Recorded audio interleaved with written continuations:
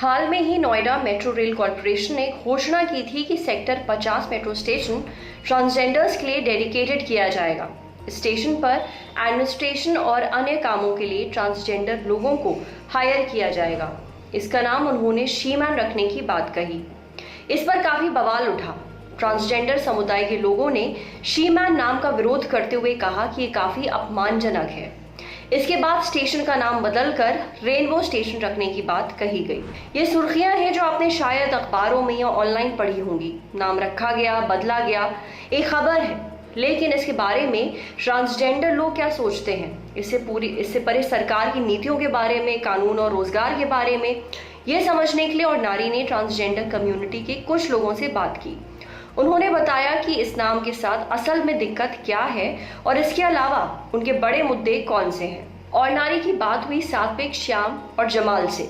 ये transman collective नाम के ग्रुप के सदस्य हैं और सभी ट्रांसजेंडर पुरुष हैं, यानी जन्म के समय से इन्हें फीमेल जेंडर असाइन किया गया था, लेकिन अब ये पुरुष हैं। श्याम खुद को ट्रांस मैस्कुलिन पर्सन के रूप में आइडेंटिफाई करते हैं। LGBTQIA समुदाय के लिए चलाए जाने वाले प्रोग्राम्स का ये हिस्सा रह चुके हैं। उन्होंने कहा कि इस तरह के काम करके सत्ता में बैठे लोग अपने इरादे खुद ही जाहिर कर देते हैं। वो कहते हैं कि हम इतना काम कर रहे हैं ट्रांसजेंडर्स के लिए, उनके लिए बिल ला रहे हैं, फिर भी उन्हें इतनी सी बात समझ में नहीं आती कि शी मैन कितना अपमानजनक शब्द है। रिप्रेजेंटेशन सही से नहीं कर सकते तो कम से कम मजाक तो मत उड़ाइए। श्याम ने बताया कि 2014 के बाद फर्म्स इत्यादि में मेल फीमेल के साथ ट्रांसजेंडर कॉलम पॉपुलर तो हुआ, लेकिन उसके साथ थोड़ी सी सेंसिटिविटी नहीं बढ़ती गई।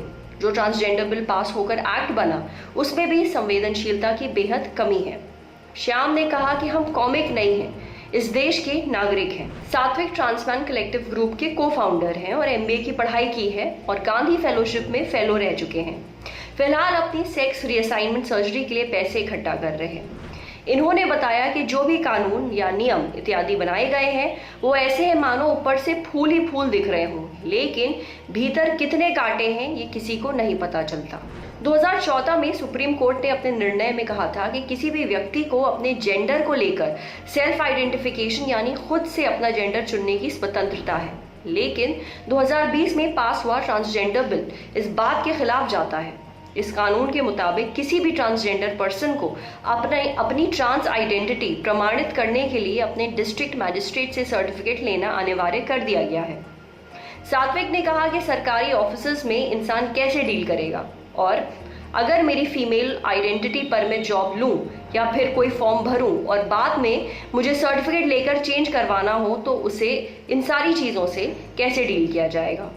जमाल राइटर हैं, एक्टिविस्ट हैं। इन्होंने बताया कि कुछ समय के लिए इन्होंने दिल्ली के एक NGO में काम किया था और ये कि रोजगार को लेकर ट्रांसजेंडर लोगों के प्रति आम रवैया बहुत प्रॉब्लम से भरा है। केरल में भी इस तरह की मेट्रो शुरू की गई थी जहां ट्रांस लोगों को काम करने की बात कही गई थी।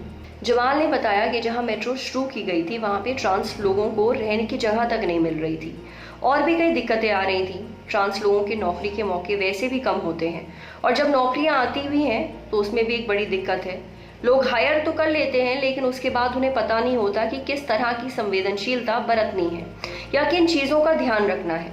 दिल्ली में जहां मैंने जॉब ज्वाइन की थी वहां उनकी पॉलिसी और माहौल ठीक नहीं था। NGO के CEO ने मेरी सहमति के बिना मेरी ट्रांस आइडेंटिटी सबको बता दी थी। वो माहौल मेरे लिए बेहद हॉस्टाइल हो गया था तो मैंने वो जॉब छोड़ दिया। श्याम ने यह भी बताया कि एक्ट पास करने की जल्दी में कई चीज़ें निगलेक्ट की गई हैं। कानून में कई जगह ऐसी ढीले ढाले शब्दों का इस्तेमाल किया गया है जिनका आसानी से फ़ायदा उठाया जा सकता है।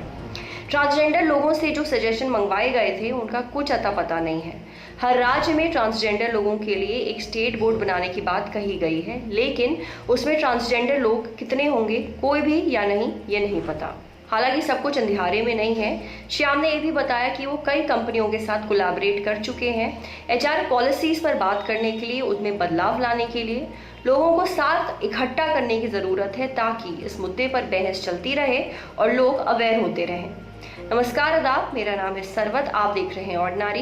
ये स्टोरी हमारे लिए हमारी साथी प्रेरणा ने की है। ये वीडियो फेसबुक पे देख रहे हैं तो हमारे फेसबुक पेज को लाइक करिए, यूट्यूब पे देख रहे हैं तो हमारे चैनल को सब्सक्राइब करिए, बेल आइकन पर ज़रूर क्लिक कर दीजिए ताकि जब भी हम कोई नया वीडियो अपलोड करें तो उसका नोटिफिकेशन आप तक सबसे पहले पहुँचे। Thank you.